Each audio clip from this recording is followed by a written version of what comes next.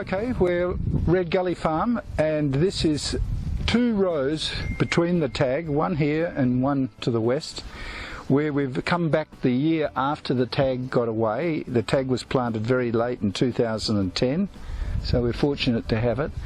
The perennials were put in late September 2011, and Brad Edwards is the contractor who's down in the plain, and he's got a lucerne seeder, so we could actually drill and sow a row of Ciridella and a row of northern mixed perennial.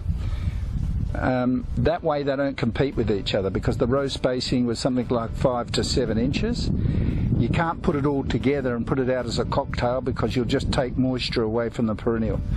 So we were thrilled to bits. This has got really good cover on it. You're seeing after we've had quite a lot of sheep and quite a lot of cows in here, and they're off now, and this is going to recover over summer, and if we get a couple of out of season rainfalls in summer, this whole thing will go green. So compared to what it was, it's 100% to 300% on feed value. Once again, the tag's giving a bit of shelter, and wind is a real problem with some of the perennials, because we've got a seeder that actually doesn't create the water harvesting furrows, and even though it's going into trash when you put the seed in, the wind can still disturb your seed bed because it's not deep. Perennials have got to be sown very shallow. So if the wind picks it up and blows it, you're going to bugger up your seeding. So the tag does help arrest the wind, and that's pretty important. If it was open, we could have half the seed blown down the paddock.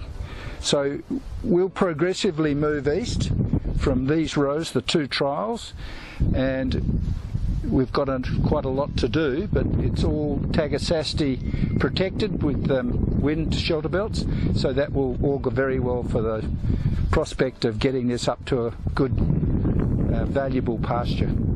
Well, perennials are quite expensive. The seed costs something like $20 a kilo. The contractor to come in and do it, although we have our own combine, but it's really better to have one of those precision seeders for this sort of job. So I know that the NACC have had grants for perennial pastures. We haven't, unfortunately, we haven't put our hand up for it, but we will. And there's a lot of perennial pastures to do here, but I think, you just don't want to do shelter belts and nothing else in this country.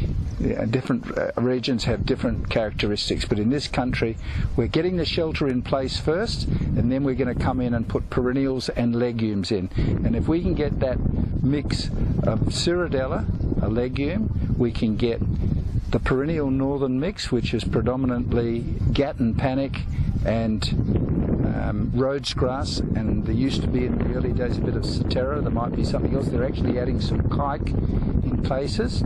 If we can get that, and then the good old sandplain blue lupin, that's the sward we're after. That will be a knockout. Money from any source, anyone that's interested. If we somehow get back to carbon credits, the perennials is an extraordinary credit with carbon sequestration, so that would be great.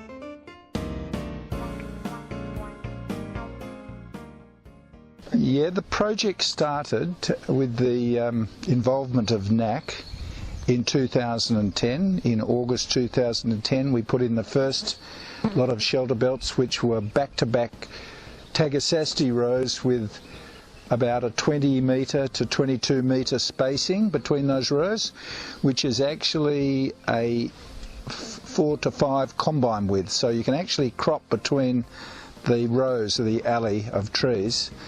We then sort of broadened out. Once we got the tag up, we then decided to try acacias, and with acacias we then tried some mixed natives. We've had a tremendous uphill battle with wingless grasshoppers. We're literally biological farmers, so we're avoiding using any of the insecticides, and we're even trying to avoid herbicides. Sometimes we have to capitulate and do it the first year to get things started. But with these alleys that we've got here now, we've done a trial on 2 of the rows with a perennial legume mix, which is the northern evergreen mix together with Ciridella. And that was sown together with a particular lucerne cedar. So we had a row of perennials, a row of Ciridella, and it's just incredible. It's just amazing. You're losing all this very bleached sand, and you've got cover over the whole area. And if we can do that on this country, we're taking it from nothing to something that's got a grazing capacity, and that's the name of it. But with biological farming, you've literally got to ensure that you're creating a habitat for the biology. And one of the most important ingredients for the biology of that habitat is coolness and moisture. And the two go together. And if you can keep it cool, you'll keep it moist, and you get good water cycle, and you'll get better mineral cycle once you get cover on it.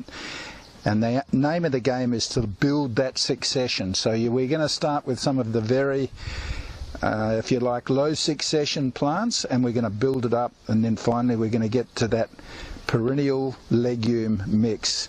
And it's going to include blue lupins, the sandplain lupin as well. And once we get there, we've really taken it from a grazing capacity of nothing to a grazing capacity of better than average. So these acacias are part of the mix. They're a really good starter. They're keeping the soil shaded, which is part of the coolness. They're also a legume, so they're going to provide us with fodder for the cattle and the sheep that will come in progressively, because they're part of the biological farming. And we'll get to a situation where we've got less wind, less heat, and we're getting the biology in the soil starting to come towards the surface because it's a welcome habitat. That's really what we're trying to do.